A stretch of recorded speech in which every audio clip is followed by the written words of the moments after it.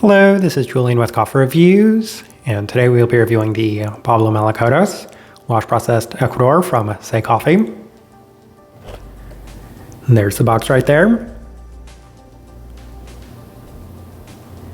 And Say, based out of Brooklyn, New York, and they're a coffee roast that's appeared on this channel on numerous occasions, including our recent review of the Enrique Merino, a different wash processed Ecuadorian coffee. And if you watched that review, then you heard us mention that Say has already released a number of Mejorado coffees this year, and ones from producers that we've never reviewed from them before. That being said, we've actually reviewed a couple of Pablo's other Mejorado coffees, one from Subtext and one from Enjoy, both of which were last year. So when I saw Say release this coffee, it definitely caught my interest, and I'm looking forward to discussing this one as well. And this right here is day 44.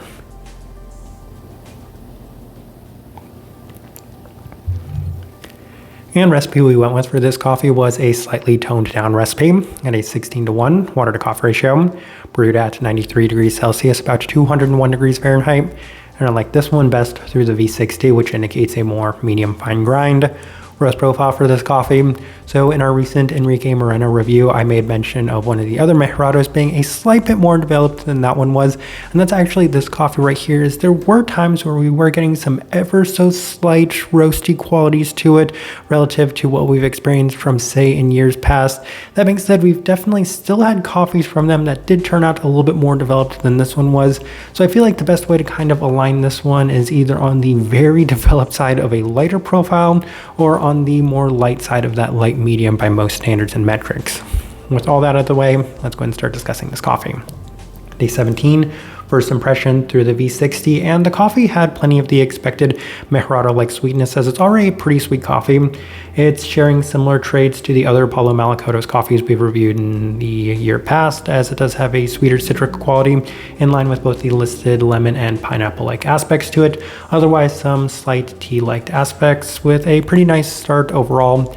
We move on to day 20 as we opted for the Chemex, and the coffee was significantly less defined this time around, as it wasn't quite as sweet as the previous day, skewing a bit more on the generic floral side of things with a tea-like aspect to it as well. Still a slight bit above average for sweetness in terms of this coffee, with plenty of citric qualities as well. We move on to day 23 as we opted for the April brewer, and the coffee is significantly more citric forward today than it had been on any of the previous days. And that was the trend that we were starting to see with this coffee, was that at first it was pretty sweet, but then the more and more we consumed it, the more it started to skew on the citric side of things, as this time it just had a fair bit less sweetness than the earlier days. Still a mostly generic floral aspect to it, and some tea-like components give the coffee just this feel that it might need a little bit more time to kind of open up. Day 26 through the V60 with some lower extraction adjustments, so higher concentration and lower temperatures. And the coffee is the best it had been to this point, as it's presenting in a slightly sweeter and better defined sense with a nice candied sweetness reminiscent of previous Mejorado coffees. At the same time, I was feeling like this coffee was still a little different in that regard, as it wasn't quite as sweet as those other coffees, and it was skewing a lot more on the citric side of things. The pineapple was presenting in a slightly more candied sense with a better florality overall, so we're seeing improvement from this coffee, and I couldn't necessarily tell if it's the natural progression of this coffee or if it's been the adjustments we've made. Day 29 through the Chemex with those same adjustments, and this was possibly the best the coffee had been to this point, as it does continue to offer a fair bit more sweetness, I want to say, than the average coffee, but by Mejorado standards it was a little toned down in comparison, with plenty of the listed pineapple and lemon curd continuing to be apt, as the citric qualities remain both sweet and candied. Feels like the coffee is still improving, so we're just kind of seeing the direction that this coffee was going to go. Day 32 through the V60 with our standard recipe, and there were definitely some mixed results this time around, as there's still a fair bit of sweetness, but again, relative to Mejorado's, slightly toned down overall. But it does have a very, very slight roasty, smoky quality to it, and that's what I was hinting at towards at the very beginning, saying that this coffee just did feel a little bit more developed than the other ones we had reviewed from them in the past. Nice otherwise, with a lemon icing like feel to it and a prominent red themed florality and a lingering herbality in the finish. So a little less citrus this time around, and that's why I had just very mixed results, as I really wanted to kind of tone down the citrus. The citrus was becoming a little bit too intense and pronounced within this coffee. And on day 35, we opted for the Chemex with our standard recipe, and it's just been inconsistent as it's been okay today.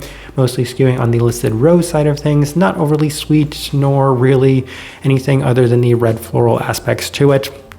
Day 38, final notes we have through the V60 with our lower extraction adjustments, and it just feels like the coffee has transitioned to a point where it's so heavily skewed on the citric side of things that they've become the most dominant characteristics to them. Most specifically, that listed lemon curd, that's the note that they have on here, and I was really surprised at just how pronounced and prominent it was within this coffee, given that, yes, we've had mejorados in the past that do have citric aspects to them. They are usually much more secondary or tertiary to some of the other components in the coffee, but this time around, it was so skewed and focused on that specific aspect that I wasn't entirely sure what to make of it. It's super tart and bright, especially for a mejorado, with notably less sweetness to it as well, and a fair bit of a currant bright berry aspect, giving the coffee a slight Kenyan-like feel to it, which isn't an anomaly for mejorado coffees, but for this one, that very strong tartness and sharpness to it was just a little bit different in that regard. All right, let's go ahead and put up the tasting wheel so you can see what we're getting. And I can tell you this much, if you would present this tasting wheel to me, my first guess would definitely not be a mejorado coffee. Let's discuss it. 2 level 5s. We'll start with the finish, level 5. And the finish is interesting to me because it just lingers so heavily in the citric sense, and you see the citrus fruit there at level 5. I did not go into this coffee thinking that I was going to score those two things at a level 5, and by the end of it, those two things were just so abundantly prominent in the point that everything else was significantly more secondary to it, that the very strong, long-lasting, tart lemon finish to this coffee just really seemed to dominate everything else in it. So both of those are justified there at level 5, very intense in that regard. Cleanliness, level 4. Very clean coffee. Don't have anything that can really take away from that. At times it wasn't necessarily the best defined, and I mentioned there were times where I felt a very slight roasty quality to it, which did kind of concern me if I really wanted to push this coffee, what sort of results we might have gotten from it. And it is kind of interesting that the Enrique Merino really benefited from us pushing that coffee, but it's neither here nor there. At the end of the day, we got a pretty clean experience to it, even if it was skewing in a direction that I wasn't necessarily enjoying. Acidity, level 4, that's the other thing. Very bright citric acidity to it, and I'm not entirely sure what to make of that. I said in our Enrique Merino review that you can never tell. I said in that review that the body at a level 3 and the brightness at a level 3, they can usually fluctuate, and this is a prime example of that, as the body's at a level 2 and the brightness is at a level 4. So it's not always overly consistent when it comes to mejorado coffees. Florality, level 4.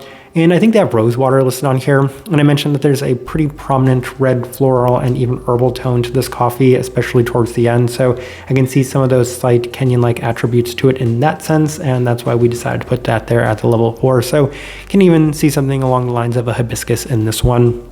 And then I think that's it for the level 4s. We have a couple of level 3s. The sweet, yeah, we'll discuss that. That's the most important thing in this tasting wheel.